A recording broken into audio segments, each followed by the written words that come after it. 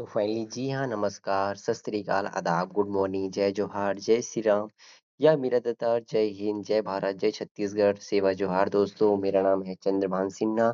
आप देख रहे हो अपने यूट्यूब चैनल चंद्रा एक्सप्लेन पर सीजी सेट का 150 एमसीक्यू रैपिड फायर वीडियो। यदि आप इस वीडियो को पूरा देखते हो यार तो मुझे आशा ही नहीं उम्मीद है कि इस वीडियो के माध्यम से आपके सेट एग्जाम या नेट एग्जाम भी क्वालिफाई होने से कोई नहीं रोक सकता। आपका टाइम इस वीडियो में दीजिए और गवर्नमेंट जॉब की सीट पक्की कीजिए। इस वीडियो पर देखने के बाद आप आपकी नॉलेज और आपके ज्ञान में इस प्रकार से ग्रोथ होगा कि आप वो खुद से चैनल को सब्सक्राइब करके जाओगे। तो चलिए बिना किसी देरी से वीडियो को स्टार्ट करते हैं। उससे पहले वीडियो को लाइक और शेयर और सब्सक्राइब कर दीजिएगा क्योंकि आपका अपना चैनल है तो एक सब्सक्राइब तो बनता ही है। चलिए बिना किसी देरी से वीडियो को स्टार्ट करते हैं। सबसे पहला क्वेश्चन इस बात का है कि इस वीडियो में आखिर है क्या चीज़, ठीक है? तो इस वीडियो है पूरी तरह से रैपिड फायर होने वाला है जिसमें पेपर फर्स्ट का 50 एमसीक्यू और पेपर 2 का 100 एमसीक्यू होने वाला है। ठीक है, ये लाइफ साइंस से रिलेटेड रहेगा जिसमें से पेपर फर्स्ट जो है आपके 50 एमसीक्यू पेपर फर्स्ट से और पेपर सेकंड से जो लाइफ साइंस से रिलेटेड है उसमें से 50 क्वेश्चन आएगा। ठीक है, तो सबसे पहला क्वेश्चन देखते हैं पार्ट ए से टीचिंग एप्टीट्यूड और रिसर्च से हम देख रहे हैं जिसमें से आपका शिक्षण का मुख्य उद्देश्य क्या है ये पूछा जा रहा है। तो शिक्षण का मुख्य उद्देश्य होता है बालक के व्यवहार एवं ज्ञान में वांछित परिवर्तन लाना। ठीक है, ये शिक्षण का मुख्य उद्देश्य यही है कि हम शिक्षण या विद्या या कॉलेज स्कूल क्यों जाते हैं। हम अपने व्यवहार में और ज्ञान में वांछित परिवर्तन लाने के लिए हम जो है शिक्षण और शिक्षा को प्राप्त करते हैं। तो इसका मुख्य उद्देश्य होता है शिक्षण को प्राप्त करना। अगला क्वेश्चन है शिक्षण का सबसे उच्च स्तर कौन सा होता है। दोस्तों शिक्षण का सबसे उच्च स्तर होता है वो आपका रिफ्लेक्टिव लेवल होता है। यदि हम बात करते हैं आपके प्राइमरी लेवल का तो वो आपका मेमोरी लेवल है। ठीक है, अगला क्वेश्चन है लर्नर सेंट्रल टीचिंग में मुख्य केंद्र कौन होता है। लर्नर सेंट्रल टीचिंग में जो है आपका मुख्य केंद्र होता है वह स्टूडेंट होता है जहाँ पर बच्चों को केंद्र मानकर शिक्षा दिया जाता है। ऑप्शन नंबर सी इसका राइट आंसर होगा। फॉर्मेटिव इवोल्यूशन कब की जाती है। फॉर्मेटिव इवोल्यूशन जो है आपके शिक्षण अधिगम प्रक्रिया के दौरान जो है आपका फॉर्मेटिव इवोल्यूशन किया जाता है। अगला क्वेश्चन है समेटिव इवोल्यूशन का उद्देश्य क्या होता है। समेटिव जो है इवोल्यूशन का मुख्य उद्देश्य होता है अंतिम उपलब्धि का परिणाम होता है जो साल भर आपका बच्चा जो है वहाँ पर सीखा रहेगा उसको हम पेपर पेंसिल के माध्यम से उसको हम सर्टिफिकेट प्रोवाइड करते हैं कि आपने साल भर में इस प्रकार से आपका मूल्यांकन रहा, आपका उपलब्धि रहा। ठीक है, अगला क्वेश्चन की ओर चलते हैं। रिसर्च का पहला चरण क्या होता है। देखिए रिसर्च का पहला चरण होता है प्रॉब्लम का आइडेंटिफिकेशन करना, मतलब समस्या का सबसे पहले पहचान करना। यदि हमारे पास समस्या ही नहीं रहेंगे तो हम सॉल्यूशन ढूँढेंगे कैसे? तो सबसे पहले हम ये देखेंगे कि किसका समस्या आ रहा है या इसका प्रॉब्लम क्या है। अगला क्वेश्चन है हाइपोथिस क्या है? दोस्तों हाइपोथिस आपके जो है परीक्षण योग्य संभावित कथन होता है, जहाँ पर हम इसको हाइपोथिस बोलते हैं। हाइपोथिस जो है एक प्रकार की आपके परीक्षण योग्य संभावित कथन होते हैं, जिसे हम मान लो भी बोलते हैं। ठीक है? माना कि या मान लो की बात हम इसको बोलते हैं। ठीक है?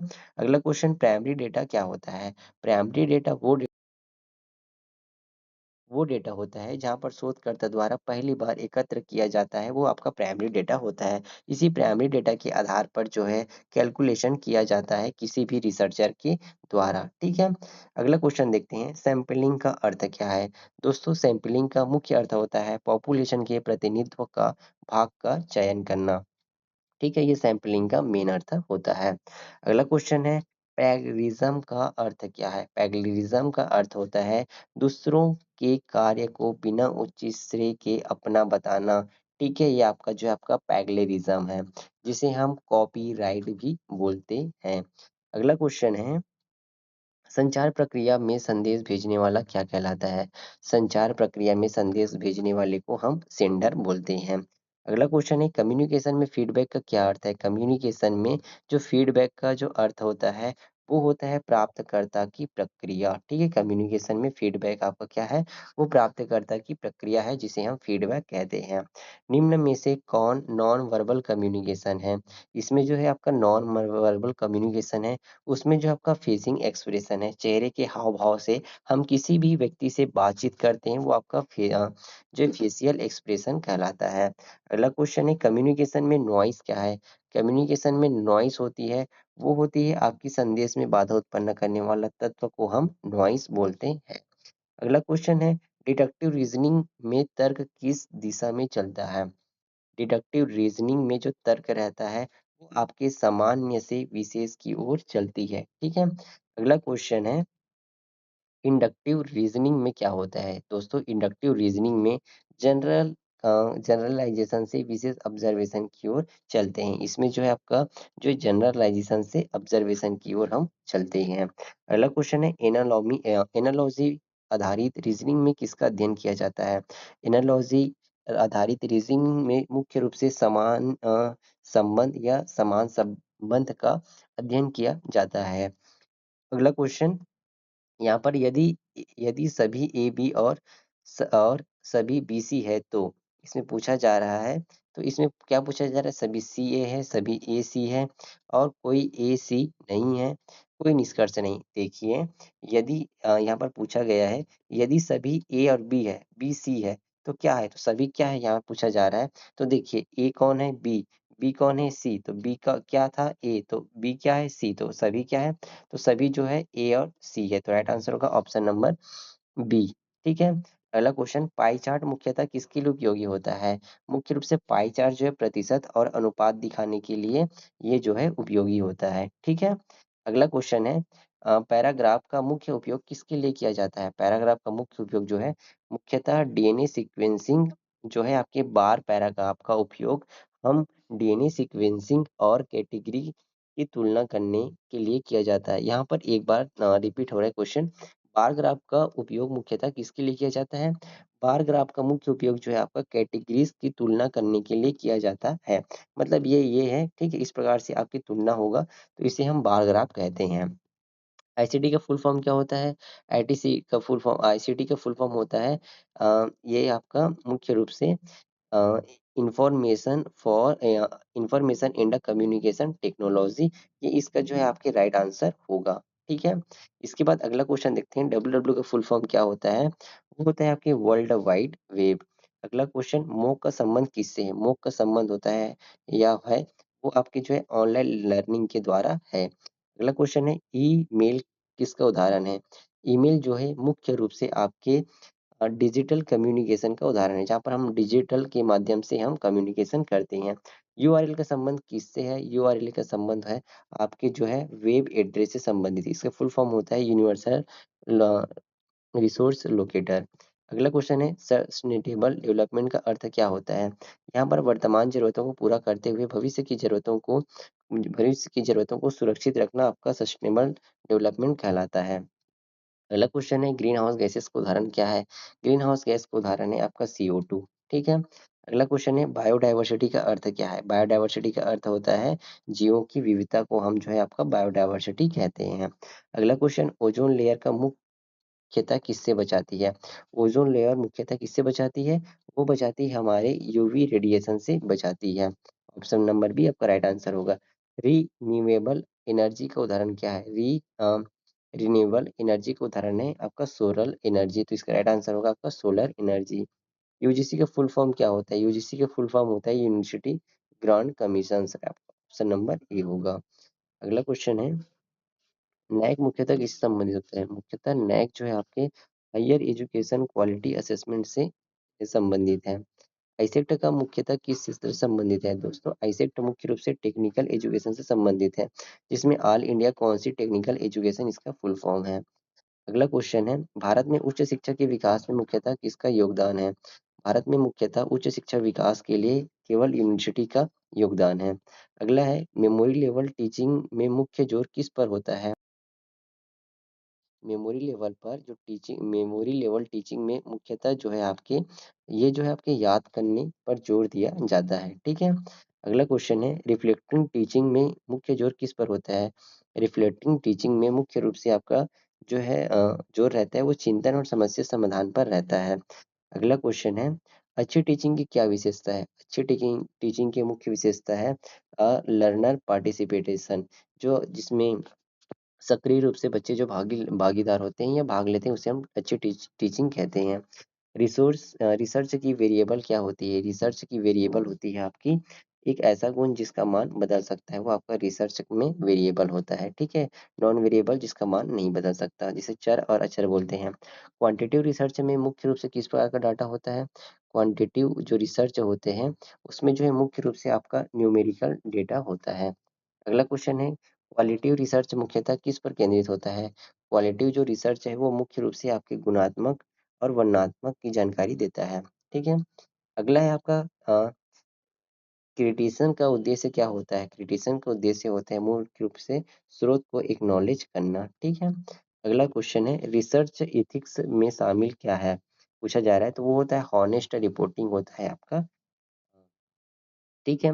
डाटा इंटरप्रिटेशन का अर्थ क्या है? डाटा इंटरप्रिटेशन का अर्थ होता है वो आपका डाटा का अर्थ को निकालना, डाटा इंटरप्रिटेशन होता है। मीन का सूत्र क्या होता है? मीन का सूत्र होता है sum of observation divide by number of observations. इसके बाद होता है मीडियन क्या है? मीडियन मुख्य रूप से आपके व्यवस्थित डेटा का माध्यमान होता है, मीडियन कहलाता है। मोड क्या है? मोड जो है सबसे सामान्य सबसे अधिक बार आने वाला जो है आपका मान होता है, वो आपका मोड कहलाता है। सर्च इंजन क्या है? सर्च इंजन गूगल गूगल है, ठीक है? तो ऑप्शन नंबर ए आपका राइट आंसर होगा गूगल। सीपीयू का फुल फॉर्म क्या होता है? सीपीयू का फुल फॉर्म होता है आपका सेंट्रल प्रोसेसिंग यूनिट। अगला क्वेश्चन है रैम किस प्रकार की मेमोरी है? रैम जो है आपके वोलोटाइप मेमोरी है, जो रैंडम एक्सेस मेमोरी है जिसकी मेमोरी जो है बदलती रहती है।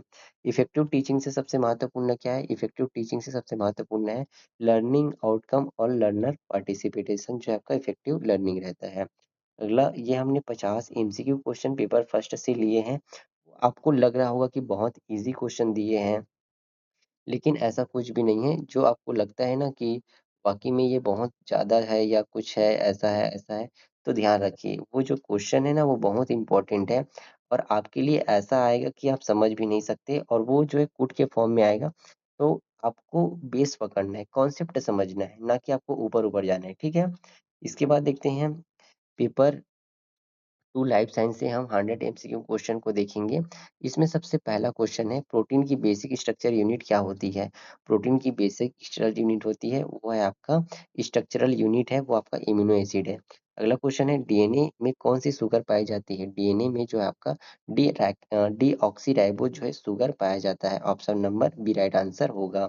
अगला क्वेश्चन है आरएनए में कौन सा नाइट्रोजनस बेस पाया जाता है जो डीएनए में नहीं होता है? अ, आरएनए में कौन-सा नाइट्रोजनस बोला जा रहा है, तो इसमें जो आपका यूरेसिल जो है आपका नाइट्रोजनस बेस पाया जाता है, जो डीएनए में नहीं पाया जाता है। अगला क्वेश्चन प्रोटीन की प्राइमरी स्ट्रक्चर किससे निर्धारित होती है? प्रोटीन की प्राइमरी स्ट्रक्चर जो है आपका एमिनो एसिड के सीक्वेंस से निर्धारित होती है। एंजाइम की कैटालाइटिक एक्टिविटी किससे संबंधित है? एंजाइम की कैटालाइटिक एक्टिविटी है वो आपके जो है आपके एक्टिव साइट से होती है। अगला क्वेश्चन है एटीपी को सामान्यतः क्या कहा जाता है? एटीपी को मुख्य रूप से सामान्यतः रूप से आपको एनर्जी करेंसी ऑफ सेल भी कहा जाता है, तो ऑप्शन नंबर 20 का राइट आंसर होगा। ग्लाइकोलिसिस कहाँ होती है? ग्लाइकोलिसिस मुख्य रूप से ये जो है आपका माइटोकॉन्ड्रिया के साइटोप्लाज्म में होती है, तो ऑप्शन नंबर 20 का राइट आंसर होगा। माइटोकॉन्ड्रिया का मुख्य कार्य क्या है? माइटोकॉन्ड्रिया का मुख्य कार्य होता है एटीपी का प्रोडक्शन करना। Option number B right answer होगा। अगला क्वेश्चन प्लाज्मा मेम्ब्रेन का मुख्य प्रमुख स्ट्रक्चर कंपोनेंट कौन है? तो इसका राइट आंसर होगा आपका फॉस्फोलिपिड बाइलेयर, इसका जो है राइट आंसर। अगला क्वेश्चन है फ्यूलिड मोज़ेक मॉडल किससे प्रस्तावित किया गया है? फ्यूलिड मोज़ेक मॉडल जो है आपकी सिंगलर और निकोलसन के द्वारा प्रतिपादित किया गया है। राइबोसोम का मुख्य कार्य क्या होता है? राइबोसोम का मुख्य कार्य होता है ये आपका प्रोटीन का सिंथेसिस करना। लाइसोसोम का मुख्यतः कौन से एंजाइम होते हैं? लाइसोसोम का मुख्यतः एंजाइम होते हैं वो आपका हाइड्रोलाइटिक एंजाइम होते हैं। अगला क्वेश्चन है गोल्जी एपरेटस का मुख्य कार्य क्या है? गोल्जी एपरेटस का मुख्यतः कार्य होता है protein modification in the packaging, इसका जो है आपके मुख्य कार्य है। अगला क्वेश्चन है माइटोसिस में डॉटर्ड सेल्स की क्रोमोसोम नंबर कितनी होती है? दोस्तों आपको पूछा जा रहा है माइटोसिस की डॉटर सेल की क्रोमोसोम नंबर कितनी होती है, ठीक है? तो यहाँ पर माइटोसिस की बात हो रहा है तो 2 है तो इसमें 2 ही रहेगा, एक समान रहेगा, यदि 4 है तो ये 4 ही रहेगा। लेकिन इस कंडीशन पर यदि माइटोसिस है तो उसमें डॉटर सेल की क्रोमोसोम है वो जो है आपकी 2 है तो वो 1 हो जाएगा, 4 है तो वो आपका 2 हो जाएगा, मतलब वो उसकी आधा रह जाती है। अगला क्वेश्चन है मियोसिस का प्रमुख परिणाम क्या है? मियोसिस का प्रमुख रिजल्ट रहता है इसमें जो आपका हैप्लॉइड गैमेट्स पाया जाता है। इसके बाद है डीएनए रिप्लिकेशन किस प्रकार होती है? डीएनए का रिप्लिकेशन है वो मुख्य रूप से आपकी सेमी कंजर्वेटिव टाइप की होती है। अगला क्वेश्चन है डीएनए रिप्लिकेशन में प्रमुख एंजाइम कौन सा है? डीएनए रिप्लिकेशन में प्रमुख एंजाइम है वो आपका डीएनए पॉलीमरेज एंजाइम है। जो रिप्लिकेशन में मुख्य रूप से काम करता है वो आपका डीएनए पॉलीमरेज है। डीएनए से आरएनए बनने की प्रक्रिया क्या कहलाती है? मुख्य रूप से डीएनए से आरएनए बनने की प्रक्रिया को हमको ट्रांसक्रिप्शन कहते हैं, तो option number B right answer होगा। एमआरएनए से प्रोटीन बनने की प्रक्रिया क्या कहलाती है? एमआरएनए से प्रोटीन बनने की प्रक्रिया है ट्रांसलेशन कहलाती है। शॉर्ट कोडॉन सामान्यतः कौन सा है? शॉर्ट कोडॉन जो है आपका मुख्य रूप से AUG आपका शॉर्ट कोडॉन है। अगला क्वेश्चन है लैक ओपेरॉन किस प्रकार का ओपेरॉन है? लैक ओपेरॉन है मुख्य रूप से आपका इंडक्टिव इंडक्टिव इसमें जो है लैकोपेरॉन यहाँ ये वाला क्वेश्चन लैकोपेरॉन मुख्य रूप से किस प्रकार का ओपेरॉन है? तो लैकोपेरॉन मुख्य रूप से आपका इंडुसिएबल ओपेरॉन है। अगला डीएनए में जेनेटिक इन्फॉर्मेशन किससे इनकोडेड होती है? इसमें जो आपका डीएनए में जेनेटिक इन्फॉर्मेशन है वो आपका बेस सीक्वेंस द्वारा ये इनकोडेड होती रहती है। पीसीआर का मुख्यतः किसके एम्प्लीफिकेशन के लिए किया जाता है? पीसीआर का मुख्य रूप से आपका डीएनए के लिए एम्प्लीफिकेशन के लिए किया जाता है। जीपीसीआर किससे संबंध रखता है? जीपीसीआर मुख्य रूप से आपके सेल सिग्नलिंग पर डिपेंड करता है। एपोप्टोसिस क्या होता है? एपोप्टोसिस मुख्य रूप से सेल का डेथ होता है जिसे हम प्रोग्राम सेल बोलते हैं, इसे पीसीडी भी बोलते हैं। अगला क्वेश्चन है फर्टिलाइजेशन में क्या होता है? फर्टिलाइजेशन में मुख्य रूप से आपका गेमिट्स का फ्यूजन होता है वो आपका फर्टिलाइजेशन कहलाता है। ज़ाइगोट किससे बनता है? ज़ाइगोट जो है आपका मुख्य रूप से फर्टिलाइजेशन से बनता है। मेल और फीमेल मिला क्या बनेगा आपका ज़ाइगोट और वो क्या कहलाएगा? फर्टिलाइजेशन। मोर्फोजेनेसिस का संबंध किससे होता है? इसमें जो है आपके मॉर्फोजेनेसिस का संबंध होता है मुख्यतः ऑर्गेनिज्म के आकार और उसके जो है रूप के निर्माण से। सेल डिफरेंटेशन का अर्थ क्या होता है? सेल डिफरेंटेशन का अर्थ होता है सेल का स्पेशलाइज्ड होना आपका सेल डिफरेंटेशन कहलाता है। प्लांट ग्रोथ का प्रमुख हार्मोन कौन सा है? प्लांट ग्रोथ का मुख्य हार्मोन है वो आपका ऑक्सिन है, तो राइट आंसर होगा आपका option number A auxin. Photosynthesis मुख्यतः कहाँ होता है? फोटोसिंथेसिस मुख्य रूप से आपके क्लोरोप्लास्ट में होता है, तो option number B right answer होगा। फोटोसिंथेसिस का मुख्य पिगमेंट क्या है? फोटोसिंथेसिस का मुख्य पिगमेंट है आपके क्लोरोफिल ए। C3 साइकिल का पहला स्टेबल प्रोडक्ट कौन सा है? C3 साइकिल का पहला स्टेबल प्रोडक्ट है वो आपका 3PGA होता है। उसके बाद है सी फॉर प्लांट में CO2 फिक्सेशन का पहला स्टेबल प्रोडक्ट कौन सा है? वो है आपके ऑक्जेलिक एसिटिक एसिड। अगला क्वेश्चन है स्टोमेटा मुख्यतः किससे संबंधित होता है? स्टोमेटा मुख्य रूप से आपके गैस एक्सचेंज से संबंधित होता है, तो ऑप्शन नंबर ए जो है राइट आंसर होगा।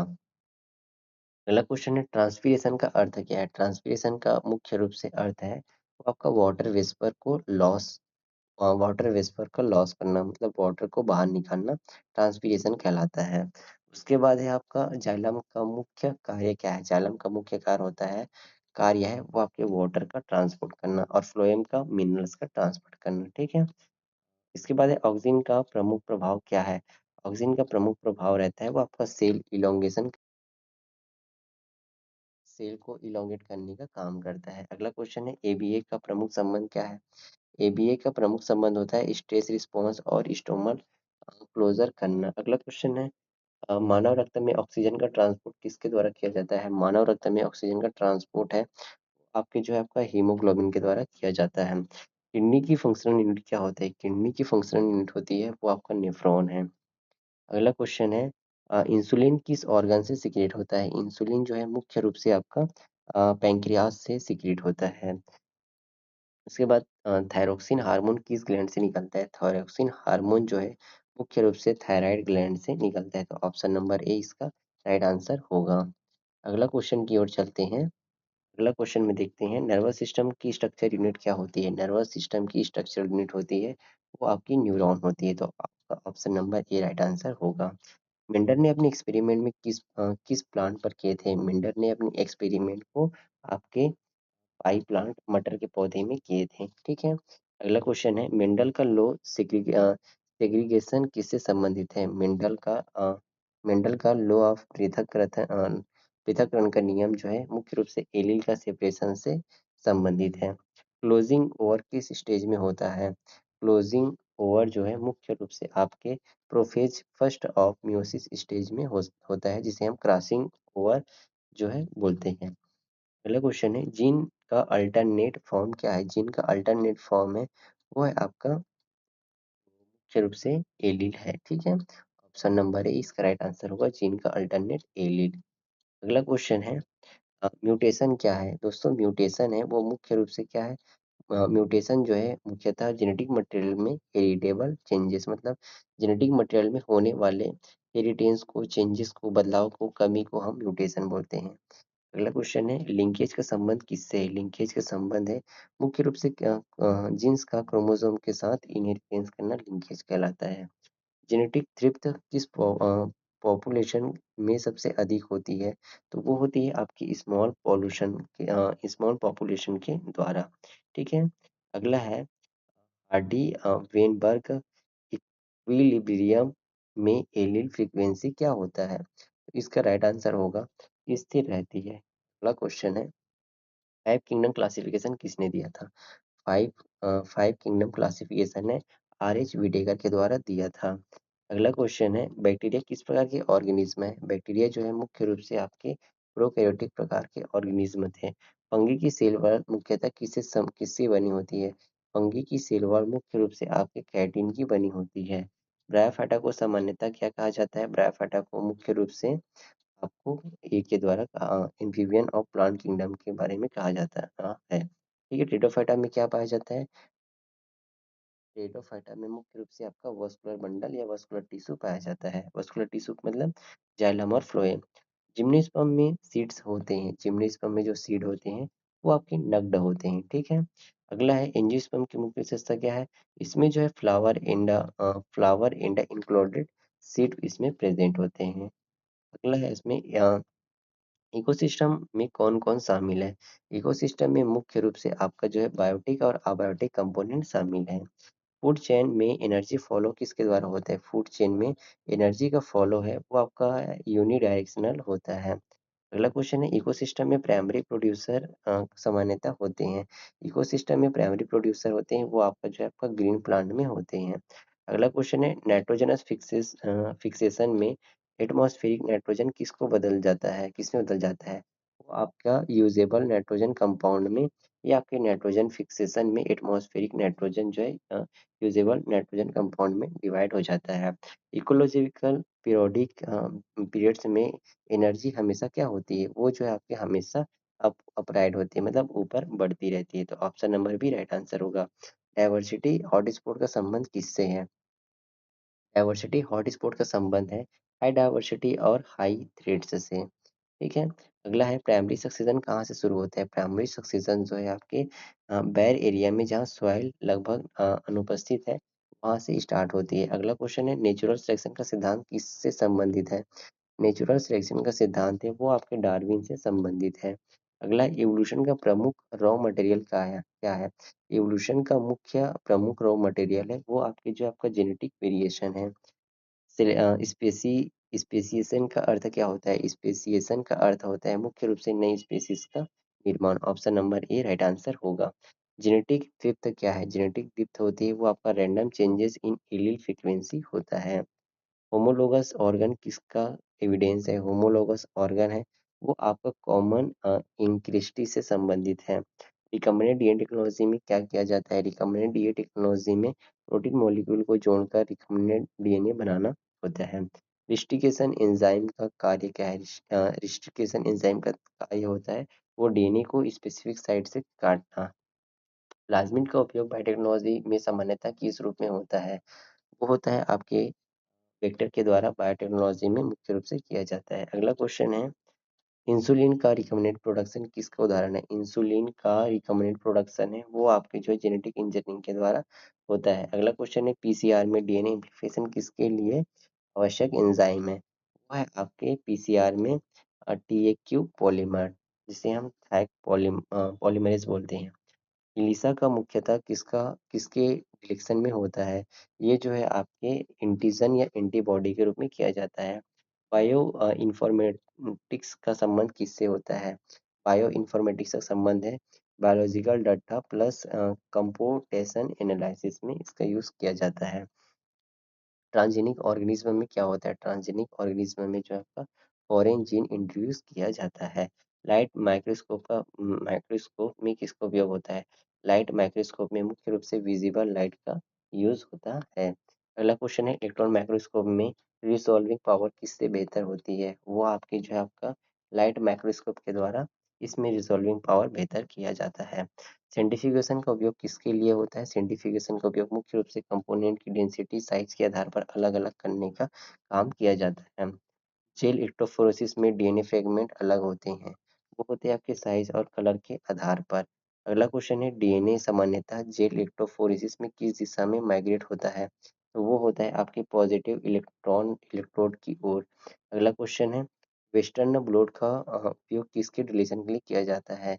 ये वेस्टर्न ब्लॉट का उपयोग मुख्य रूप से आपके प्रोटीन के डिडक्शन में किया जाता है। ठीक है। अगला क्वेश्चन है, साउथर्न ब्लॉट किसके डिटेक्शन में किया जाता है? तो वो जो आपका डीएनए का यूज है आपका साउथर्न ब्लॉट के रूप में किया जाता है। अगला क्वेश्चन है, नॉर्थ पोर्ट का उपयोग किसके लिए किया जाता है? इसमें जो है आपका वो आपके आरएनए के लिए किया जाता है। स्पेक्ट्रोमीटर किसे मेजर करता है? स्पेक्ट्रोमीटर जो है आपका मुख्य रूप से आपके अब्सॉर्बेंस को मेजर करता है। अगला है, क्रोमेटोग्राफी का मुख्यतः किसके सेपरेशन में किया जाता है? उसमें जो है आपका मॉलिक्यूल्स और कंपाउंड्स का उपयोग जो है मुख्य रूप से किया जाता है। अगला क्वेश्चन है, केएम एंजाइम काइनेटिक्स में किससे संबंधित है? तो वो है आपके सब्सटेंट कॉन्सेंट्रेशन एट हाफ वीमैक्स के द्वारा। कॉम्पिटिटिव इनहिबिटर सामान्यतः किससे कम्पीट करता है? तो वो आपका सब्सटेंट फॉर एक्टिव साइट के द्वारा ये किया जाता है। अगला क्वेश्चन है, फोटो सिस्टम सेकंड में वाटर स्प्लिटिंग में कौन सी गैस रिलीज होती है?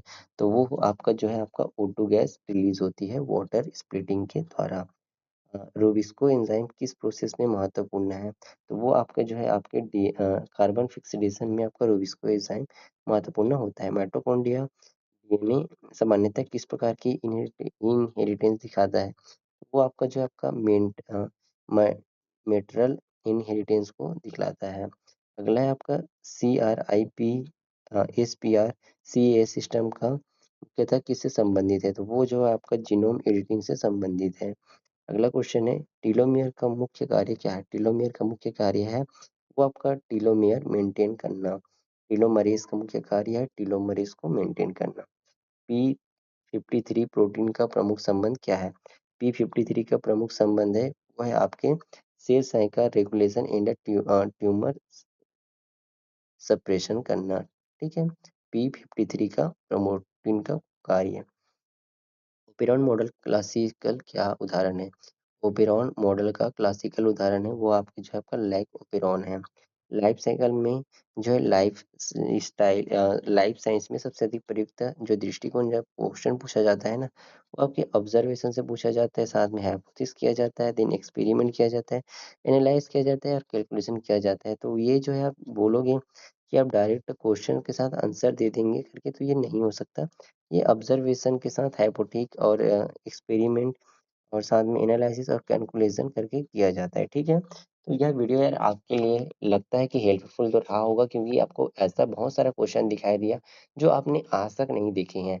तो आपकी सेट और नेट एग्जाम के लिए बहुत ही इंपॉर्टेंट है। तो प्लीज़ यार वीडियो को लाइक चैनल सब्सक्राइब जरूर कीजिएगा। आज के लिए इतना यार बने रहिए हमारे यूट्यूब चैनल चंद्रा एक्सप्लेन पर।